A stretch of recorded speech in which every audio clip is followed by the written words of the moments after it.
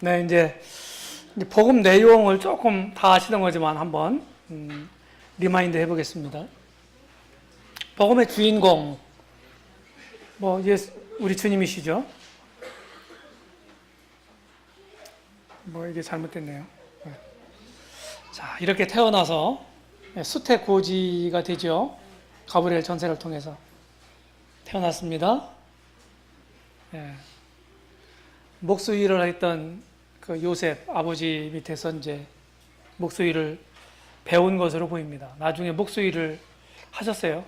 성인 됐을 때는. 그리고 요셉이 아마 일찍 죽은 것 같습니다.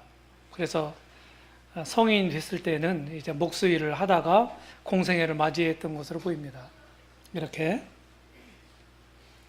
결국 이렇게 죽으셨다가 이제 장사되셨고, 다시 부활하셨고, 그리고 다시 오십니다. 승천하시고 다시 오시죠. 이것이 이제 우리 주님의 이제 일대기인데, 그렇다고 하면은 내가 받은 구원, 우리는 대개 이제 구원이라고 하는 것은 하나님이 믿는 자에게 주시는 선물이다. 그래서 선물을 그냥 거저 받는 거니까 구원은 공짜다. 천국도 공짜다. 이렇게만 생각하는 경향이 있는 것 같습니다. 그 말이 틀린 말은 아니죠. 그렇죠? 근데 그것만이 아니죠. 선물 그러면은요, 선물을 싫다고 하는 사람은 별로 없을 것 같습니다. 그렇죠? 이 선물하고 뇌물하고는 좀 다르지만은. 선물을 다 받아보셨을 것이고, 그리고 또 선물을 하기도 하셨을 거예요. 선물을 받는 사람은 참, 그냥 거저 받는 거니까 고맙고 즐거운 일이죠. 근데 선물을 하는 사람은요? 선물하는 사람은? 네, 선물을 그냥 다른 사람에게 거저 주기 위해서는, 장만해 주기 위해서는 어떻게 합니까? 대가를 지불해야만 하죠. 그렇죠? 네. 우리에게 하나님의 은혜로 주어진 복음도, 구원도 똑같은 겁니다. 받는 우리 편에서는 선물이지만은, 주시는 하나님 편에서는 엄청난 값을 지불한 거예요. 그 값이 뭔가요? 하나밖에 없는 아드님이었다고요. 그 아드님의 목숨이잖아요. 맞아요? 그러면은 성경에서 말하고 있는 예수 그리스도는 어떤 분인가요? 어떤 분이에요? 그분을 한번 생각해 보자는 거죠. 우리가 받은 구원이 싸구려인지, 아니면 진짜 가치 있는 건지.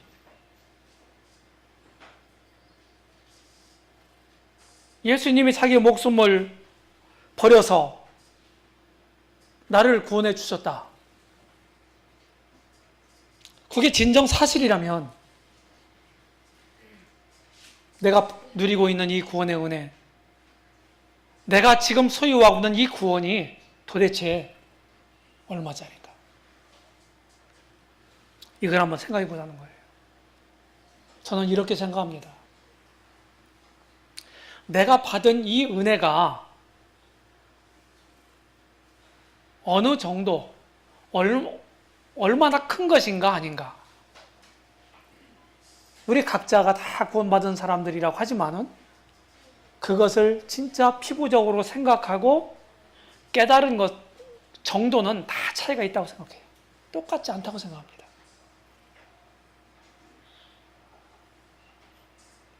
내게 임한 하나님의 은혜가 얼마나 큰 것인지를 우리가 체감할 수 있는 잣대가 뭐냐?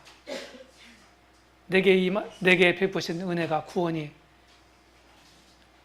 진짜 값으로 따졌을 때 얼마짜리인가?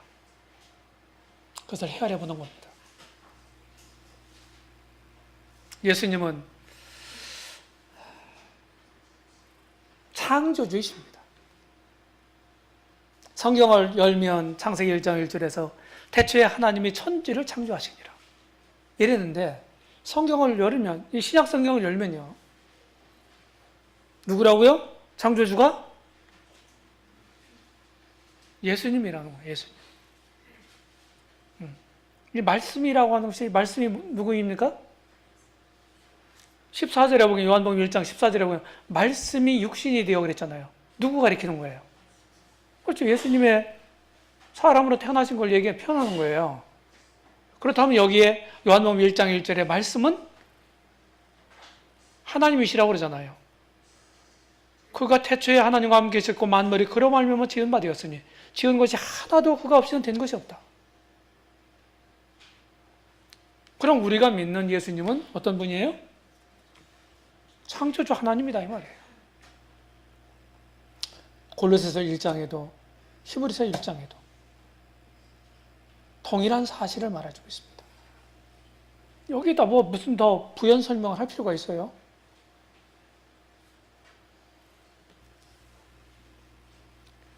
이 창조주가 사람이 되신 분이 누구냐?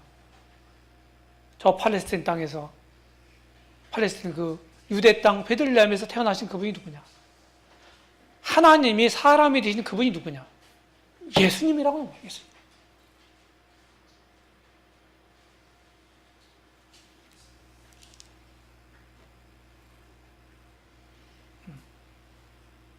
예수님을 이제 사람으로 표현합니다. 사람.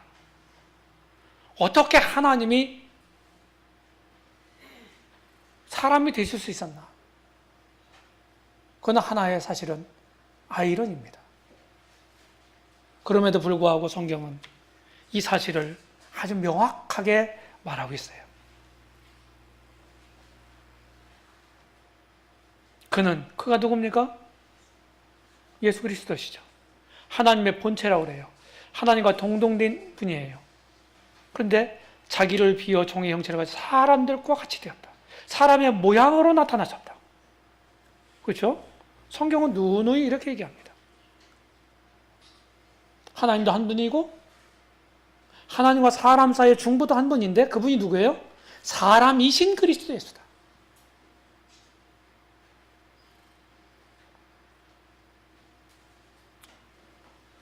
자, 예수님은 창조주 하나님이다. 모든 만유를 지으신, 우리 사람들도 지으신 그런 분이다.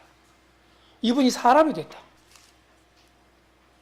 그게 좀 어려운 말로 성경은 예수님은 하나님도 되시고 동시에 사람도 되신다. 그래서 신인이라고 하는 표현을 씁니다.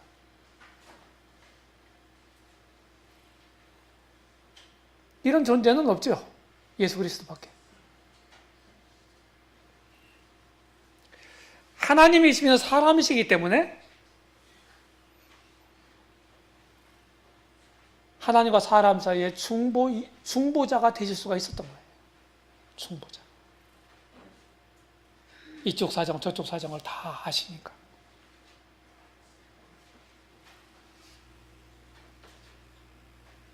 이분이 고난을 당하셨습니다. 창조주가 사람이 됐다는 얘기는 무슨 얘기예요? 하나님이 사람이 됐다는 얘기는 창조주가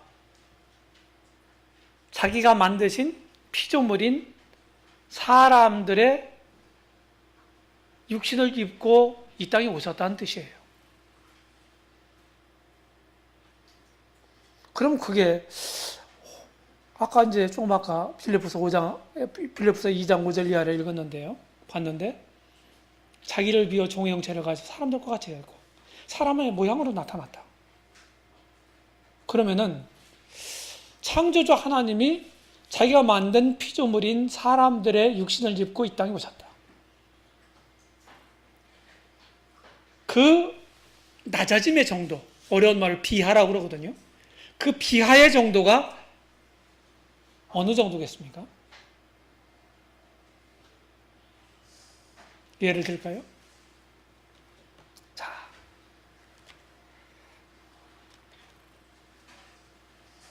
바퀴 좋아하는 사람이 있어요, 없어요? 바퀴벌레. 바퀴벌레 좋아합니까? 다 싫어하죠. 그 싫어하는 걸 제가 딱 찍은 거예요. 자, 여러분들하고 바퀴하고 한번 비교해 보세요. 기분 좋아요, 나빠요?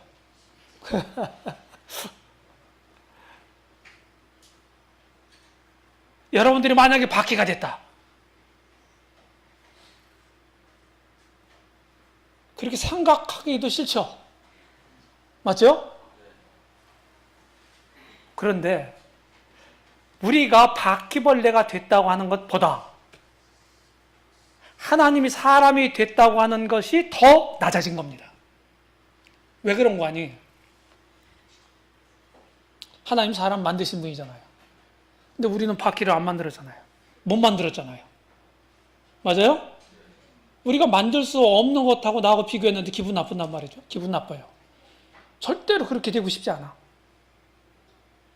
근데 하나님은 자기가 만든 피조물의 옷을 입고 오신 거예요. 이 땅에. 이게 그분의 낮아지심 정도예요. 왜 그렇게 오셔야 됐나요?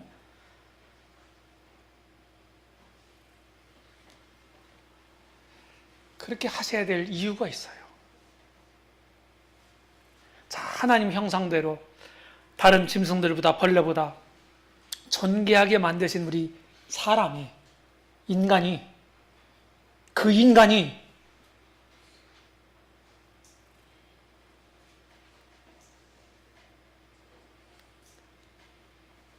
하나님을 반역했어요.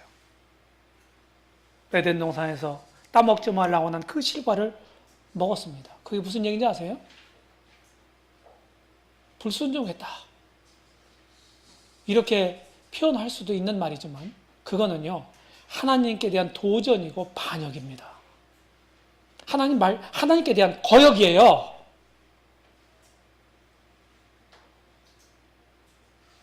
그래서 하나님과 격리되게 됐어요. 그러면 최초의 그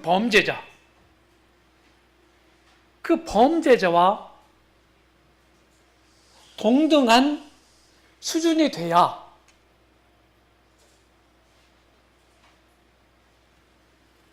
그 나락으로 떨어진 죄 가운데 파묻혀 있는, 허우적대고 있는 그 인간을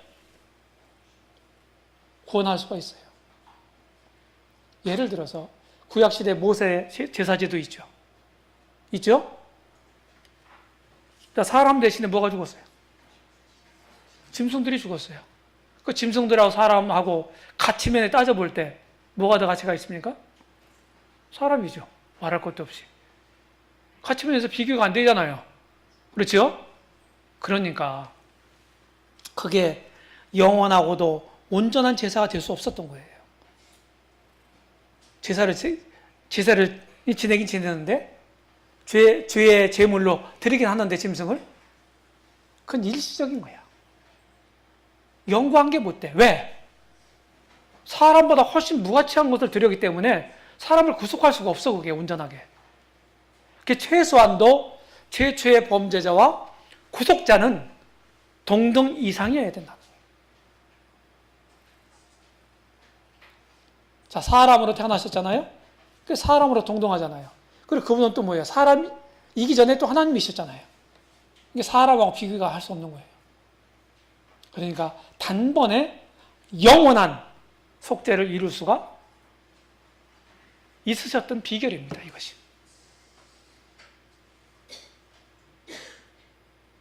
우리 모든 인류의 죄값을 단번에 영원히 완벽하게 지불하신 거예요. 다시는 제사 드릴 것이 없도록.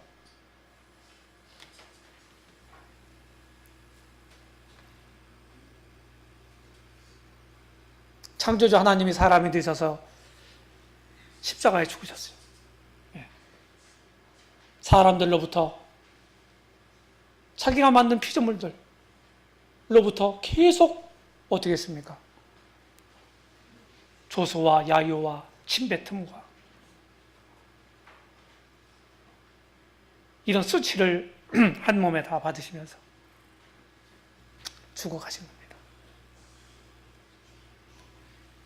이분은 부활하셨죠? 죽기만 하고 끝났다고 하면, 죽기만 하고 그냥 끝났다고 하면은, 다시 살지 않으셨다고 한다면, 부활하지 않았다고 한다면, 우리의 죄는 어떻게 됐을까요?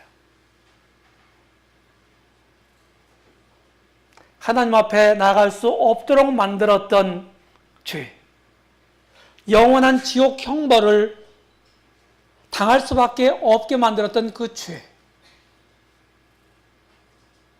그 죄 문제가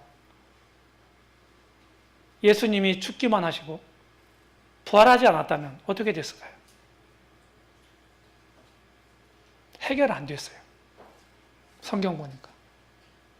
해결이 안 된 겁니다.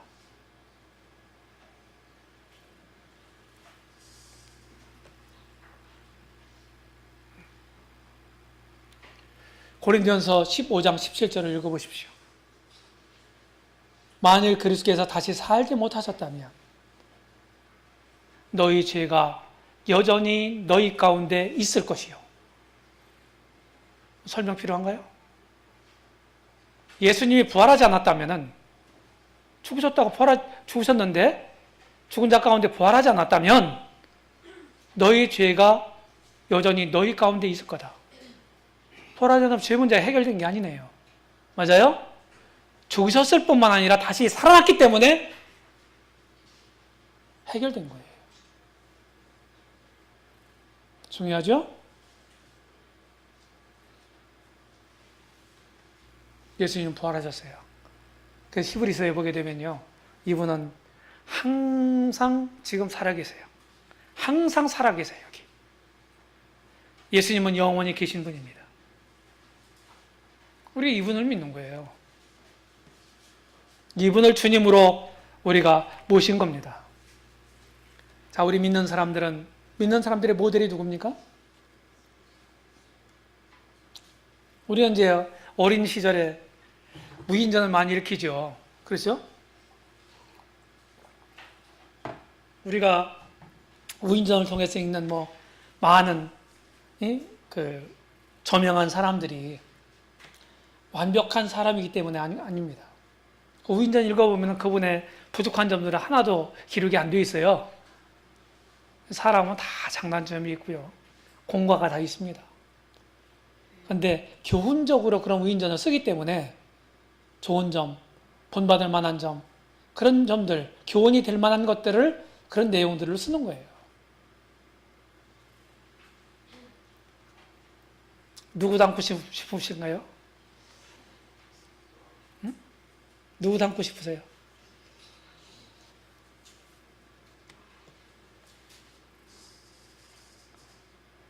젊은 사람 김수현이를 닮고 싶으십니까? 우리 자매들은 김태희를 닮고 싶어요?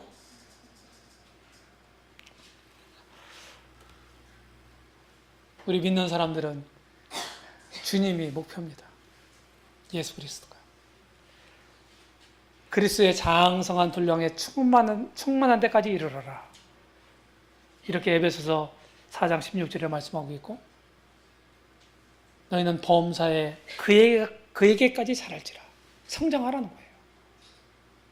그분이 우리의 롤모델이에요. 우리 주님이 우리를 위해서 본을 끼쳐서 그 자취를 따라오게 하셨다는 거예요. 어떤 어려운 상황이라도, 어려운 상황이 있을 때 어떻게 주님이 그러셨습니까? 이렇게 베드로전서 2장에서 이렇게 말씀하시고 있죠. 예. 어떻게 우리가 살아야 되나요? 저는 어려울 때마다요, 여기 있는 이 말씀을 제가 생각합니다. 베드로전서 2장 21절로 24절.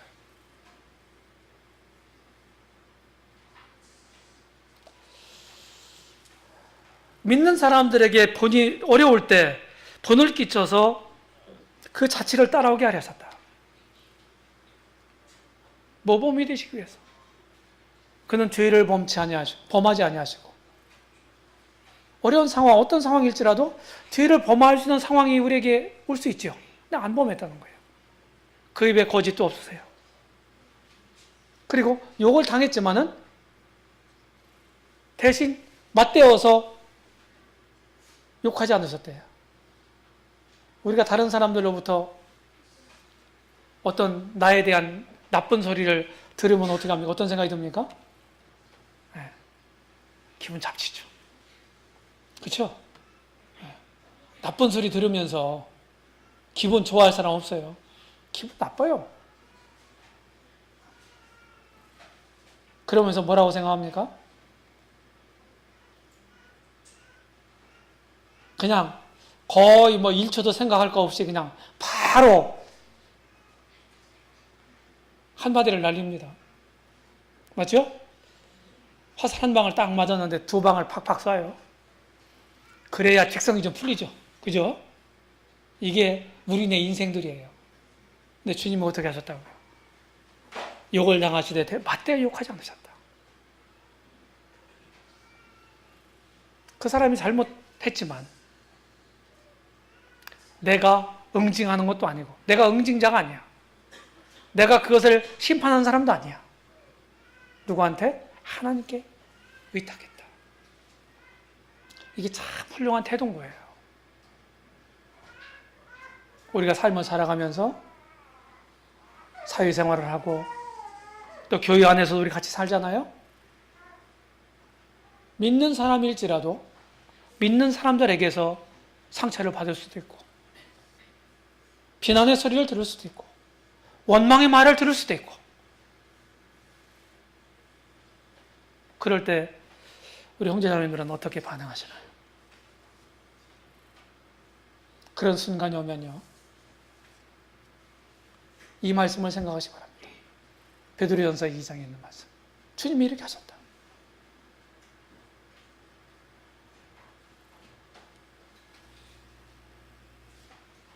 요한일서 2장 5절로 6절에 보면 우리가 그 안에 있는 줄을 우리가 아느니라 그의 안에 산다고 하는 자는 그가 행하시던 대로 자기도 행할지니라. 주님이 이렇게 행하셨잖아요. 그죠? 그러니까 그의 안에서 우리가 사는 사람이잖아요. 주님 안에서. 그런 사람들은 어떻게 하라고요? 그가 행하시는 대로 행하래요. 주님처럼요. 이게 우리 삶의 목표여야 되고 방법이어야 합니다.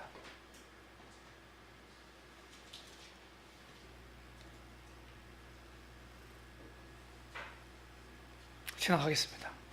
자, 복음의 원리. 이 복음 속에 우리 주님의 어떠하심을 표현한 구절들이 성경에 너무너무 많은데요.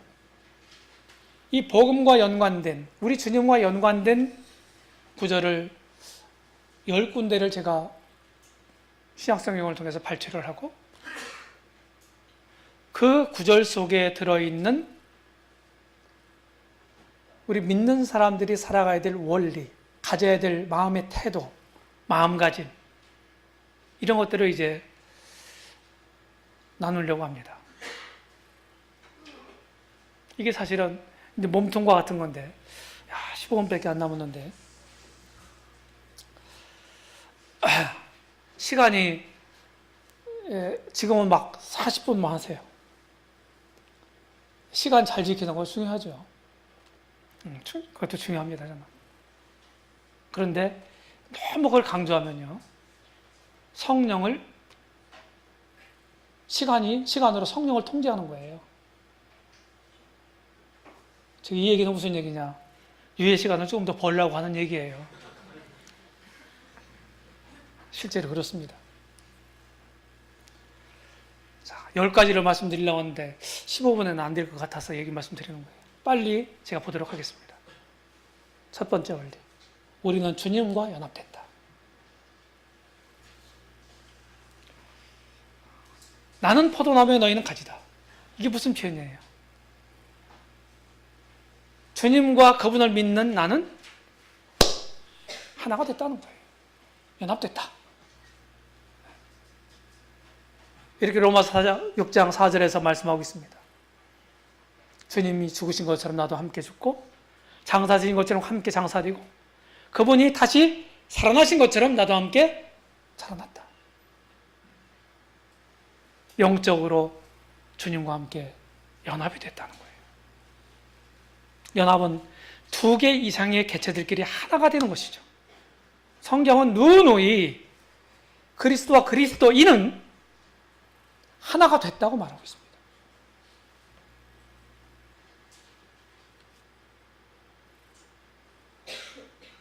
자, 이런 주님을 믿으십니까?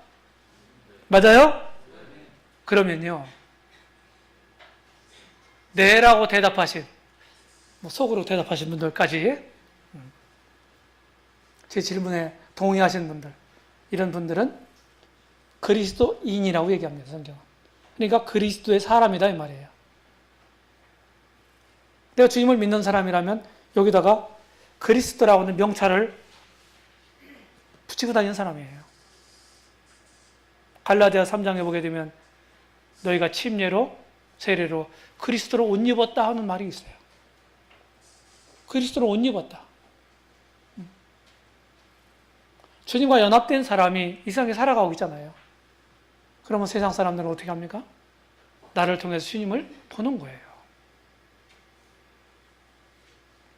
진짜 주님을 믿은 사람이라면 주님과 영적으로 이렇게 연합된 사람이라고 성경은 말하고 있는데 이것은 이제 내 의지로도 뛸 수가 없는 관계가 된 거예요. 자, 내가 구원받았다. 다른 표현으로 쓰면. 그런데 주님 섬기는 것이, 주님 따라가는 것이 싫어. 주님, 제가 구원 취소할래요. 안 받을래요? 도로 반환하겠습니다. 그렇게 한다고 해서 취소되는 거고 반환되는 겁니까? 안 되는 거잖아요. 맞아요? 그러니까 이 연합은 안 깨지는 거예요. 진짜 구원받았다면. 어디에 있든지 언제든지 나는 주님과 연합된 사람이다. 이걸 기억하시며 사시기 바랍니다. 두 번째 원리, 사랑의 원리입니다.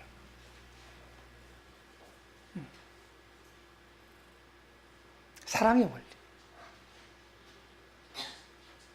복음을 통해서 하나님은 사랑이시라는 말이 있잖아요. 하나님 사랑이세요. 하나님은 사랑이 많으신 분이라고 하는 것보다 하나님이 사랑이십니다.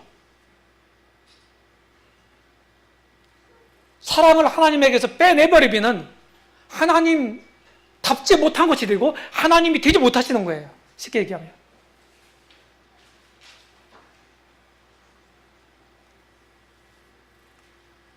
참된 사랑은 무엇입니까? 참된 사람은 우리가 죄를 범죄한 다음에요. 죄인 되어서 이제 왜곡된 사랑을 가지고 있어요. 디모데후서 4장에 보게 되면 자기를 사랑하며 돈을 사랑하며 이런 말이 나오거든요. 맞죠? 디모데후서 3장에 자기를 사랑하는 게 있어요. 근데 진짜 사랑은요, 이타적인 겁니다. 진짜 사랑은 사랑의 대상을 향하는 거예요. 그게 진짜 사랑입니다. 그래서 사랑은 반드시 사랑의 대상을 필요로 하고 있는 거예요. 사랑을 베풀, 사랑의 대상이 필요한 거예요. 사랑이신 하나님이 당신 형상대로 우리 사람 만드셨잖아요. 왜 그렇게 하셨어요?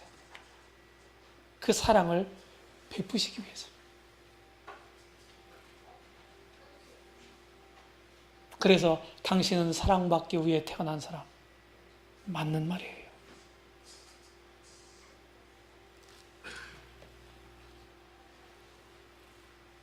하나님 우리에게 베푸신 사랑, 하나님이 나에게 베푸신 은혜를 이렇게 표현을 합니다.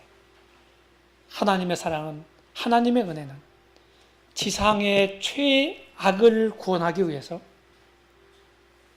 하늘에 최선을 주신 것이다. 이 땅의 최악이 누구예요? 잼님과 이엠님과 나거든요. 나를 구원하기 위해서 하늘에 최선을 주셨다. 그 최선이 누군가요? 아드님이신 우리 주 예수 그리스도세요. 이게 하나님 사랑이라고요. 가장 아끼고 가장 존귀한 것을 나를 위해서 아낌없이 내주셨다. 아들을 아끼지 아니하시고 내어주신 분이 로마서 8장 32절. 이게 하나님 사랑이라고.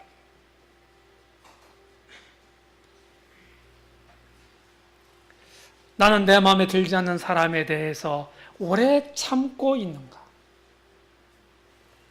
그 사람에 대해 예의를 갖추고 있는가?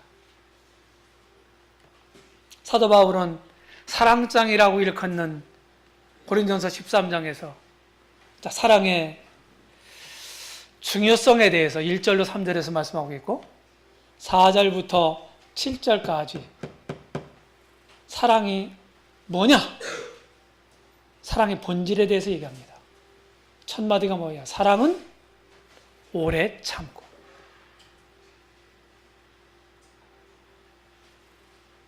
내 눈의 가시와 같은 그런 대상이 있습니까? 그런 사람일지라도 내가 그 사람에 대해서 오래 참고 있습니까? 그러면 진짜 그렇다면 그것은 그 사람을 사랑하고 있는 것입니다. 사도 바울이 사랑의 본질에 대해서 논하면서 가장 먼저 언급한 게 오래 참고였어요. 참는 게 얼마나 힘든 거 아시죠? 어려운 거 아시죠? 쉽지 않아요.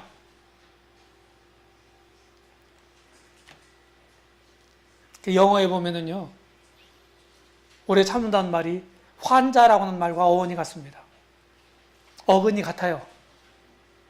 다른 말로 하면은 오래 고통을 받는다는 뜻이에요. 참는 게 쉬운 게 아니에요. 우리는 대인 관계를 하면서 합니다. 혼자 독불장군으로 살 수 있는 사람 아무도 없어요. 하나님이 함께 살아가도록 하셨기 때문이죠. 그런데 살아가다 보면 주님을 섬기는 길목에서조차도 서로 갈등하고 대립하고 서로 원망하고 불평하고 그럴 수 있죠. 그럴 수 있어요. 그런 일이 일어나요. 그게 뭐 이상한 거라고 생각하진 않아요. 온전하지 못한 사람들이 모여있는 곳에서 그런 부정적인 일이 일어난 것은 어쩌면 당연한 것입니다. 그런데 우리 주님을 알고 말씀을 알고 그 사랑을 아는 사람들은 그럴 때마다 그것을 대하는 태도가 다른 것입니다. 달라야 합니다.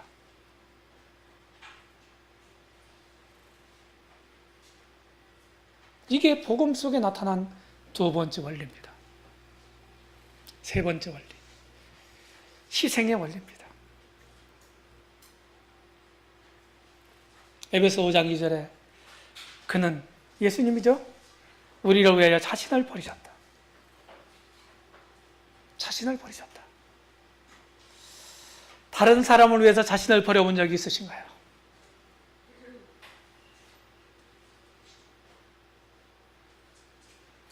내 가정을 위해서, 내 자식을 위해서. 우리는 사실은 그렇게 살아갑니다. 그런데 나하고 별로 혈연 관계가 아니고 이해 타산이 없는 그런 사람들을 위해서 내 삶을 소비해 봤나요?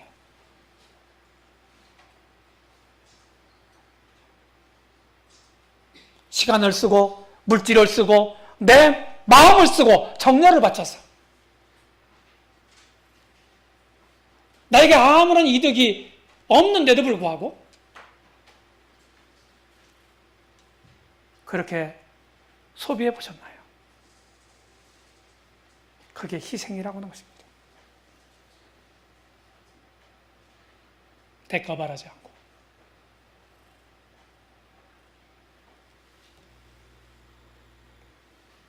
희생은 자신의 유익을 고려하지 않고 오직 다른 사람의 유익을 위해서 자신이 손해보는 거죠. 그래서 신앙생활 하시면서 손해보면서 하세요. 손해보는 거 영적으로 좋은 겁니다. 조금 더 손해 안 보려고 우리 그러잖아요. 손해 안 보려면 어떻게 해야 돼요? 따지고 계산하고 뭐 해야 되잖아요. 맞아요? 다른 사람이 조금 더 간다고 생각하면 막 원망불평하면서 가서 따지고 계산해보고 이러면 되나냐, 논리적으로 설명하고 설득하고 또 때로는 뭐 이 큰 소리도 치고 손해 안 보려고.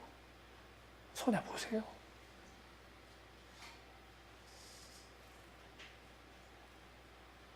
주님이 그러셨잖아요. 우리가 믿는 주님이 나를 위해서 희생되셨잖아요. 저는요, 기독교가 무슨 종교냐? 이렇게 물으신다면 눈물의 씨앗이라고 대답하지 않겠습니다. 희생의 종교라고 말하겠습니다.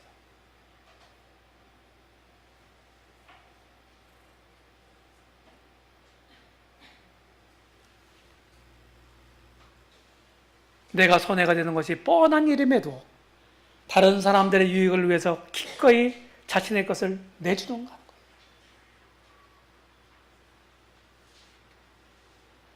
자신의 것을 내주지 않는 것은 희생이라고 말할 수 없습니다.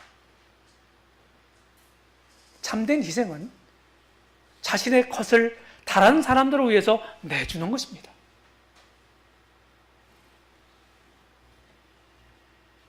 주님이 그러셨잖아요.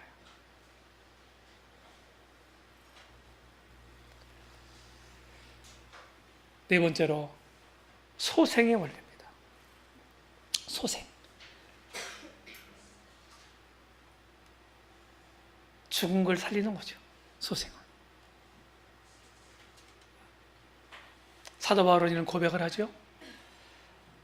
우리 살아있는 자가 항상 예수를 위해 죽음에 넘겨지면 예수의 생명이 또한 우리 죽을 육체에 나타나게 합니다. 생명은 반드시 먼저 죽음이 있어야만 태동이 됩니다. 영적 세계도 마찬가지예요. 주님도 죽으셔서 죽음이 있으셨기 때문에 우리가 생명을 얻게 된 거 아니에요? 씨앗을 한번 심어보십시오. 씨앗을 심으면 그 씨앗, 그 생명이 있는 그 씨앗이 죽어야 열매가 맺습니다. 싹이 나고 열매가 맺어요. 죽어야 살 수 있어요. 이게 역설적으로 들리시죠? 이것은 자연의 법칙이고 영적인 원리이기도 합니다.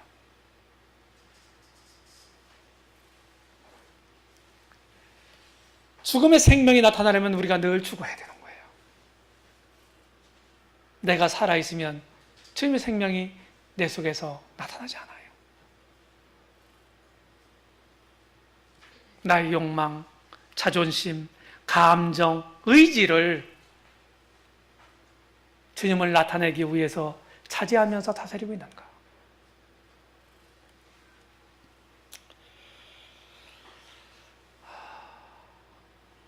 저는 한 지역교회에서 30여 년간 섬겨왔습니다. 섬겨오면서 안 겪은 일이 뭐가 있겠어요? 별의별 일 다 겪었죠. 별의별 소리 다 들었죠. 제가 이제 무슨 소리를, 부정적인 소리를 듣게 되면은요, 전 두 가지를 생각했습니다. 하나는 내가 부족한, 아니 땐 굴뚝에 연기 날까 하는 말이 있는 것처럼 저에 대해서 공격하는 그런 것들이 그분 입장에서는 그럴 수 있는 거예요. 나는 그런 생각을 가지고 하지 않았다 할지라도 그렇게 비칠 수도 있잖아요. 그렇죠? 그리고 또 하나는 내가 또 연약하고 부족하니까 그럴 수 있어요. 언제나 사실과 동떨어진 것을 가지고 사단이 우리를 공격하지 않습니다. 그게 오해든 진실이든 상관없이 그런 길미가 있기 때문에 그걸 잡고 얘기하는 거예요. 그럴 때 그 사실에 대해서 어떤 태도를 가지고 어떻게 대응하느냐가 매우 매우 중요합니다. 그게 그 사람의 사람됨이에요. 거기서 나타나는 거예요. 좋을 때는요, 다 성인 문제예요. 근데 안 좋은 상황이 딱 나에게 닥쳤을 때 내가 어떻게 반응하느냐, 어떤 태도로 갖느냐, 이것은 참된 내 자신의 모습입니다. 어떻게 하시나요? 일단은요, 화를 내지 말아야 돼요. 화내기 쉽잖아요? 일단 한번 큰 소리를 내질러야 상대방을 제압한다고 생각합니다. 큰 소리 친 사람이 이긴다 하는 말이 세상적인 말이 있어요. 근데 저는 뭘 생각하냐면 화를 내면 일단 패배하는 거다. 사단이 그걸 원한다. 늘 그걸 생각했어요. 그래서 매우 차가운 이성으로 사실을, 그 현실을 직시하면서 차분하게 이성적으로 말하려고 매우 매우 노력했습니다.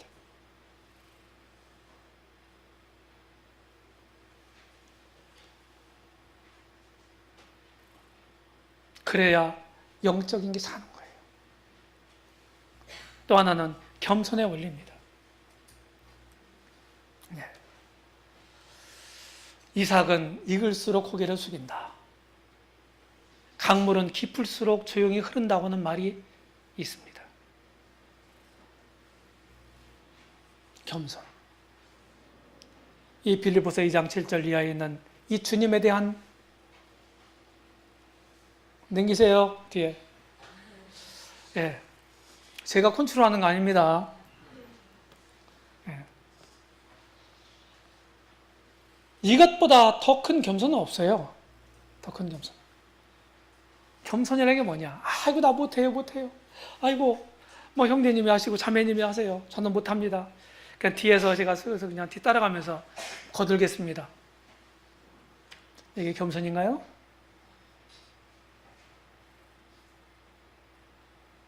자기 자신을 모른 채 막 나서는 것도 문제지만은 뒷공문지를 빼고 뒷다리에다 힘을 주고 딱 버티고 있는 것도 문제예요. 겸손이 뭐냐? 내가 주장할 수 있는 권리 또는 힘이, 능력이 있음에도 불구하고 그것을 자신을 위해 사용하지 않는 거예요. 이게 진정한 겸손입니다. 대개 우리가 가지고 있는 능력, 내가 가지고 있는 무슨 힘, 권리, 이런 것들을 위해서, 이런 것들을 가지고 다 자기를 위해 사용하잖아요. 맞죠? 근데 그런 것이 가지고 있음에도 불구하고 자기를 위해 사용하지 않는 거예요. 예를 들어 돈 많은 분들이 진짜 검소하게 살면서 이 주님을 위한 일이라면 그냥 뭉텅뭉텅 갖다 드리고, 이게 겸손한 거예요. 진짜 세상적으로 잘난 사람이 스펙이 진짜 좋아. 그런 거 가지고 어깨에 힘을 주고 목을 꼿꼿이 세우고 그러지 않고 여전히 주님처럼, 종처럼 겸손하게 그런 걸 주장하지 않고 내색하지 않고 섬기는 사람들, 겸손한 사람이에요. 미국의 어떤 모임에는 판사님이 주일날마다 신발장 정리를 한답니다. 세상적으로 판사인데. 아니, 사자 들었다고요? 아니, 안 놀라시네. 그 신발장 정리를 한다는 거예요, 그분이. 그게 겸손이에요.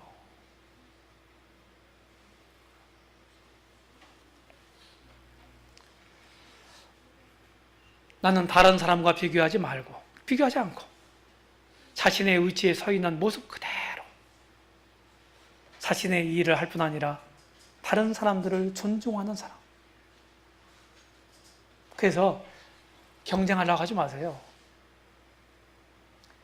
내 경쟁 상대는 저 형제가 아니고 저 자매가 아닙니다.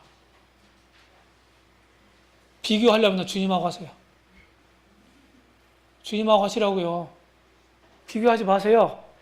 경쟁하지 마세요. 라이벌 의식 느끼지 마세요. 우리는 라이벌이 아닙니다. 우리는 함께하는 동역자들입니다.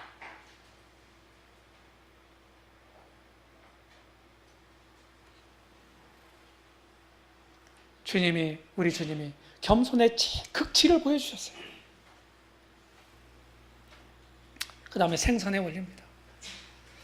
이게 벌이지요. 그렇죠? 올해 언제입니까? 7월입니까? 6월입니까? 대부도로 소풍을 갔습니다. 우리 CTI 학생 형제자매들하고. 거기 갔더니 이제 안산시에서 만들어 놓은 그 공원이 있더라고요. 거기에다가 화초 양귀비하고 보리하고 많이 뿌려놨어요. 제가 이제 원래 시골 출신이기 때문에 오랜만에 보리를 봐서 유심히 살폈습니다. 그때는 어느 때였냐면은 6월 달이었던 것 같습니다. 예? 그때 이렇게 커서 보리 이삭이 나왔을 때예요.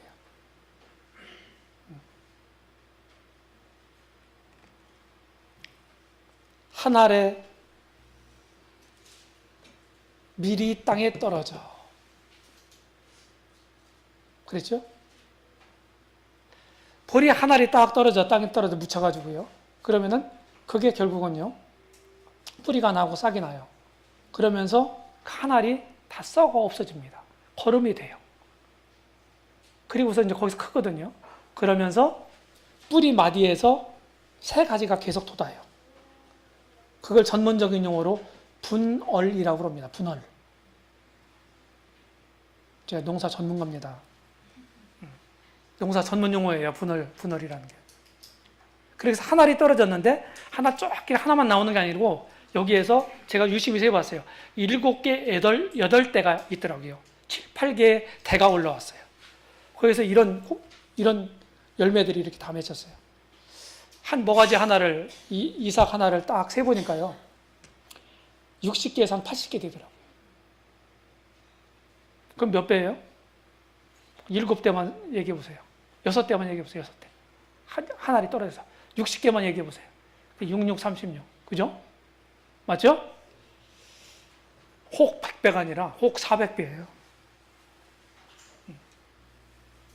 한 알이 떨어져서. 죽어야 열매를 맺는다. 이건 영적 원리입니다. 주님이 그러셨어요. 죽지 않으면, 썩어지지 않으면, 땅에 묻히지 않으면 열매를 맺을 수 없어요. 나는 영적 생산자의 삶을 살고 있는가? 우리가 뭔가를 이루려고 그러죠. 이루려고 할 때요. 한 가지 꼭 명심하십시오. 내가 죽어야 열매를 맺는다.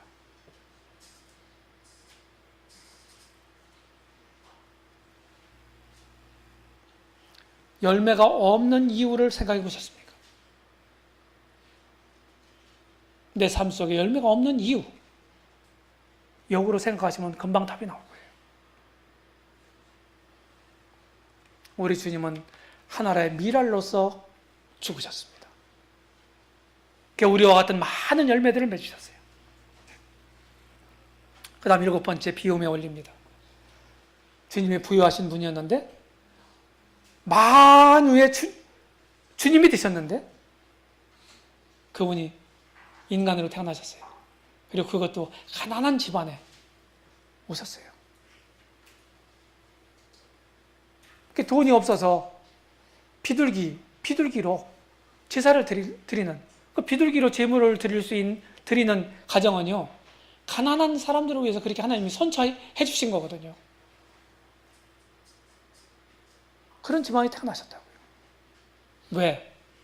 우리를 부유하게 하시기 위해서. 비움이란 말을 많이 하잖아요. 우리가 비운다. 자기를 비운다. 비움은 어떤 동기와 목적에 의해서 누릴 수 있는 것을 누리지 않는 걸 가리키는 거죠. 누릴 수 있는 건 누리지 않는 거예요. 미국에서 있었던 어떤 일화입니다. 어떤 한국 목사님이 모임에 어떤 장로 형제님 집에서 신세를 졌다고 그럽니다. 연세가 좀 많으시고 돈도 좀 넉넉하시고 그러신 분인데 굉장히 겸손하게 사시는 거예요. 근데 너무너무 더운데 에어컨이 없어요, 이 집에. 그 에어컨을 이렇게 더우신데 안 놓으십니까? 아직도 기도하고 있는 중이라고. 우리는 뭐 더우면 뭡니까? 예? 카드 빚을 져서라도 사다 놓잖아요? 맞죠?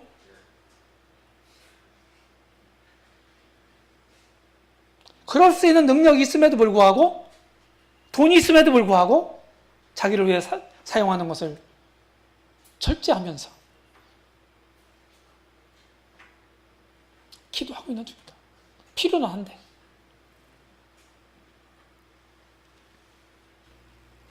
이게 비우는 거예요.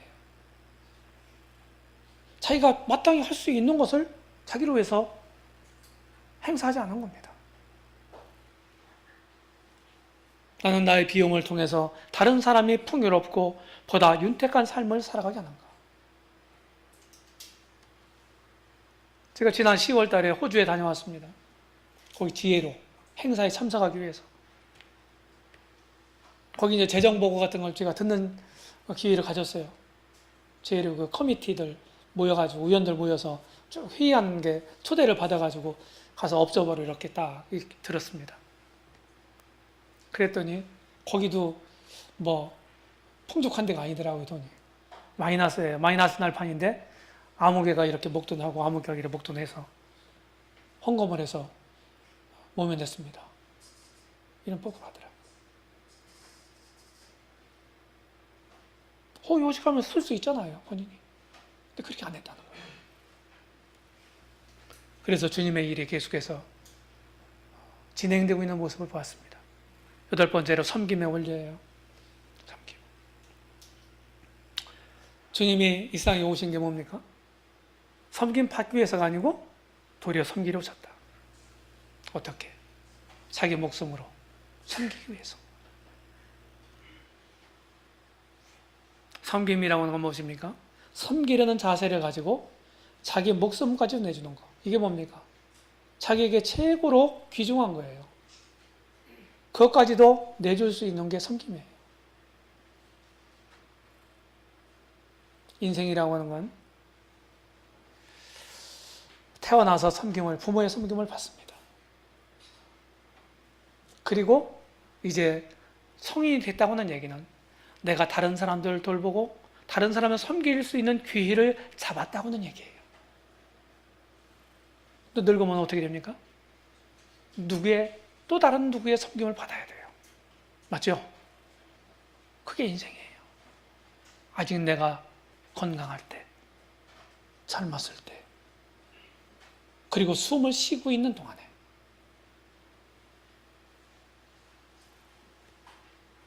섬김의 기회가 찾아오면 마다하지 마시고 기꺼이 섬기시기 바랍니다. 교회에서도 마찬가지죠. 주님 일을 하려면 돈이 앞서는 건 아니지만 주님 일을 하려면 돈이 필요해요. 그 돈을 앞세울 수는 없지만요. 돈이 없이 무슨 일이 되나요? 안 돼요. 그런데 다른 얘기, 돈하고 상관없는 다른 얘기 하면은 막 말을 많이 하다가도 돈 얘기가 나와. 교회 이런 게 필요하다 그러면은 입을 탁 다뭅니다. 그게 나라고요. 그게 우리라고요.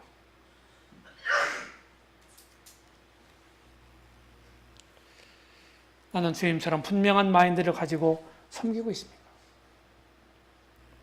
9번째로 충성의 원리예요. 이 사람이 누군지 아시죠? 누군지 아세요? 대답을 좀 안 하시네 이제. 알면서도 모르는 체 하는 것 같아요. 송중기 씨입니다.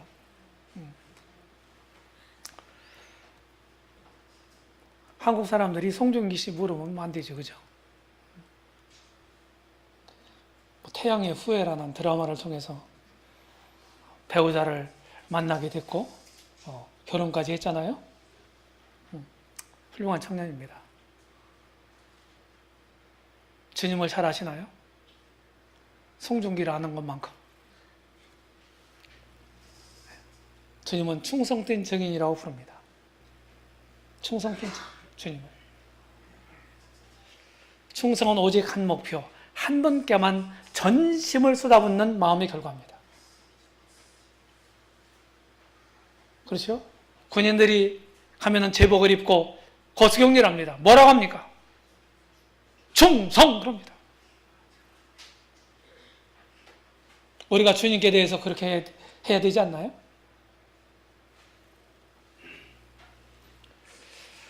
우리 주님은 오직 아버지께 충성하셨습니다. 나는 무엇에, 누구에게 충성을 하고 있습니다. 10번째, 영광의 원리입니다. 우리를요, 그리스도 함께 살리셨고 그리스도 안에서 하늘에 앉히셨다고 그랬어요. 우리 신분적으로 이미 우리가 현실에는 지금 여기 있지만, 이 땅에 있지만 우리 신분적으로는 너무나 그것이 당연한 것이기 때문에 하늘에 지금 앉아 있는 거예요. 실제로는 앞으로 될 상황이거든요. 근데 지금 신분적으로 이미 앉아 있다. 하늘에. 주님과 연합됐다는 얘기 뭔가요? 주님이 이 땅에 계시다가 구속을 이루시고 하늘에 올라가셨죠. 맞죠? 하나님 보좌 우편에 앉아 계신다. 성경이 이렇게 얘기하고 있죠. 주님이 연합된 사람은요, 주님과 연합된 사람은 그렇게 되는 거예요.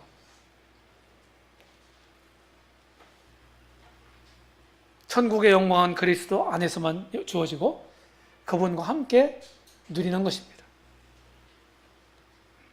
주님은요, 영광을 받기 전에 먼저 고난을 받으셨대요. 그 받으신 고난과 후에 얻으실 영광이라고 하는 표현이 베드로전서 1장 11절에 기록되어 있어요. 뿐만 아니라 로마서 8장 17절에는 우리가 그와 함께 영광을 받기 위하여 그분과 함께 고난도 받아야 될 것이니라. 주님과 함께 고난, 이 땅에서 고난받는 것을 생각하신 적이 있나요? 나중에 주님 오시면 나를 저 영광스러운 그 하늘에 데려가실 거야. 우리가 늘 그것만 생각하지. 그분이 오시기 전, 이 땅에 사는 동안에 내가 그분이 이 땅에서 받으셨던 그 고난을, 그의 남은 고난을 바울처럼 그의 몸된 교회를 위해서 내 육체에 채우고자 하는 그런 마음이 있냐 말이에요. 언제나 영광보다 고난이 앞에 있는 것입니다. 주님과 함께 영광 받기로 작정된 것이 나에게 사실이라면 나는 그분과 함께 고난도 받아야 되는 것입니다. 복음을 위해서, 주님의 몸된 교회를 위해서, 그분의 나라를 위해서 고난받을 각오를 하고 계십니까? 아니면 그냥 편한 삶만을 여러분들이 원하십니까? 주님을 따르는 제자의 삶은 그렇게 평탄하지 않습니다. 그분의 십자가를 져야 되고 모든 소유를 포기해야 되고 또 주님보다 가족들을 더 사랑할 수가 없는 겁니다. 어떤 분이 그러셨다고 하더라고요. 처음 만날 때, 맞선 볼 때 결혼할 사람들이 한 가지 꼭 전제하고 갈 게 있습니다. 나는 당신보다 당신을 최고로 사랑할 수 없습니다. 주님을 최고로 사랑하고 그 다음에 당신입니다. 맞아요? 근데 우리는 안 그렇잖아요. 우리 자매님도 어떠신가요? 남편의 최고의 사랑을 받기 원하시지 않습니까? 그리고 가끔씩 또 확인하는 또 화살을 쏩니다. 진짜 나 사랑해?